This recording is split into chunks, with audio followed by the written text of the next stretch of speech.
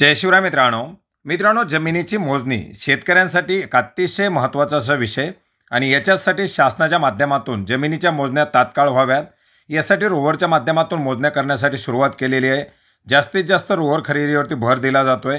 मित्रांनो, याचबरोबर शेतकऱ्यांना ही अर्ज प्रक्रिया सुलभ व्हावी यासाठी मोजणीचं जे पोर्टल आहे ते ऑनलाईन पद्धतीने करण्यात आलेलं आहे. राज्यामध्ये ई मोजणी हे पोर्टल सुरू करण्यात आलेलं आहे. शेतकऱ्यांना अर्ज प्रक्रिया नोंदणी पूर्णपणे ऑनलाईन पद्धतीने करणं शक्य झालेलं आहे.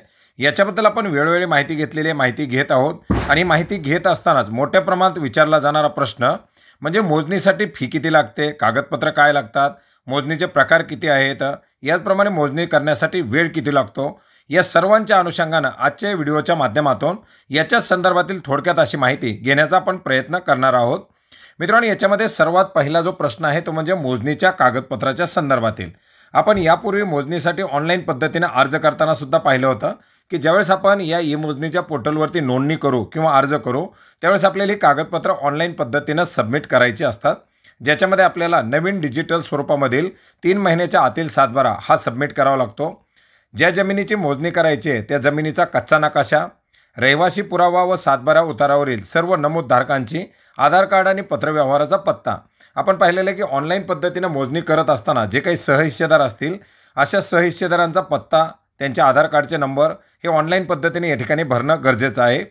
मोजणीचं जे काही फी चलन असेल ते ऑफलाईन पद्धतीनं किंवा ऑनलाईन पद्धतीनं सुद्धा या ठिकाणी आपण भरू शकतो, करू शकतो आणि याच्याबद्दलची जी काही माहिती आहे ती माहिती आपण ऑनलाईन पद्धतीनं नोंदणी करताना सुद्धा घेतलेली आहे, ज्याच्यामध्ये नोंदणी करण्यासाठी जे काही अर्जदार असतील त्या अर्जदारांना आपले आधार क्रमांक आणि आपला पत्ता याचबरोबर सहहिस्सेदारांचे आधार नंबर आणि पत्ता हे आपण या ठिकाणी देऊ शकतो.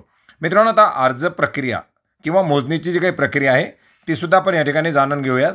याच्यामध्ये आपण जर पाहिलं तर ऑनलाईन पद्धतीनं अर्ज केल्यानंतर जे काही मोजणी रजिस्टर असतील त्यांच्याकडे हा अर्ज प्राप्त होतो.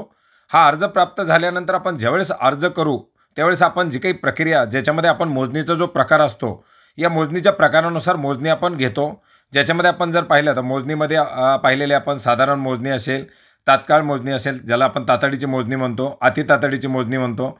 या अशा प्रकारामध्ये आपण जी मोजणी सिलेक्ट केलेली आहे त्या मोजणीच्या प्रकारानुसार हा अर्ज त्या ठिकाणी जातो आणि हा अर्ज गेल्यानंतर जी मोजणी करायची असेल या मोजणीसाठीचा जो काही एक निश्चित कालावधी असतो किंवा एक जी काही वेळ असते ज्या स्लॉटमध्ये ही मोजणी केली जाऊ शकते, हा स्लॉट शेतकऱ्यांना हा अर्ज करताना दाखवला जातो आणि या स्लॉटमध्ये जो वेळ दाखवलेला असतो, जी तारीख दाखवली असते त्याच्या 15 दिवस अगोदरच या मोजणीसाठी एक नोटीस पाठवून आजूबाजूचे जे शेतकरी आहेत त्या शेतकऱ्यांना या मोजणीबद्दल सांगितलं जातं.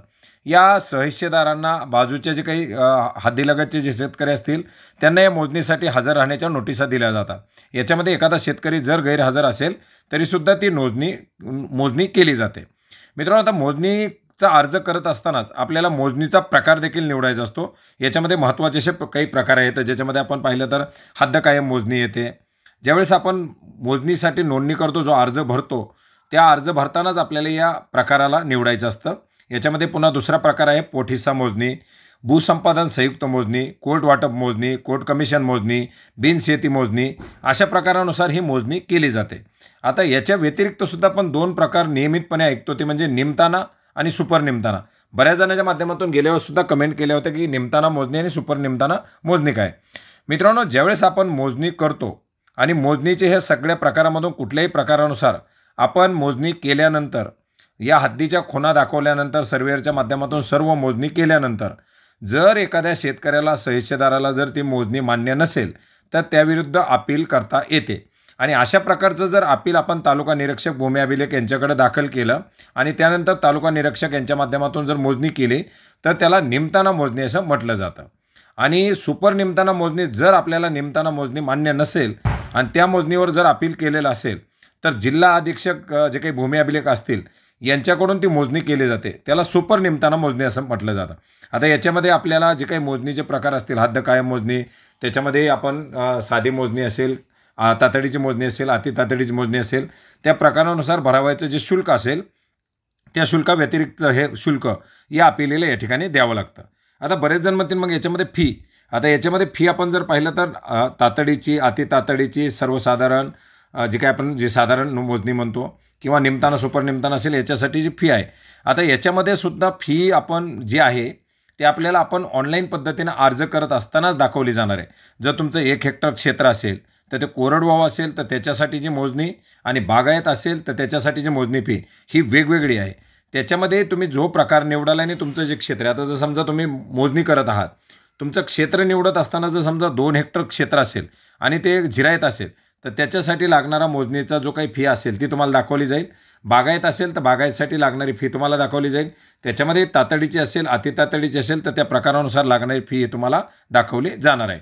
त्याच्यामुळे मोजणीचा अर्ज करत असताना 1 एकर क्षेत्र आहे, 4 एकर क्षेत्र आहे, 15 हेक्टरचा गट आहे, 10 हेक्टरचा गट आहे, जो काही असेल तो तुम्ही टाकाल त्या गटानुसार तुम्हाला ते मोजणीचं शुल्क दाखवलं जाणार आहे. तर मित्रांनो, अशा प्रकारे तुम्हाला कागदपत्र, त्याची प्रक्रिया, वेळ, त्याचे प्रकार आणि फी याच्याबद्दलची महत्त्वाची अशी माहिती होती.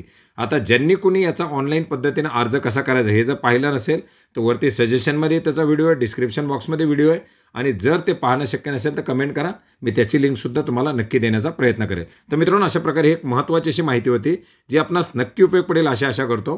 भेटूयात नवीन माहितीसह, नवीन अपडेटसह. धन्यवाद.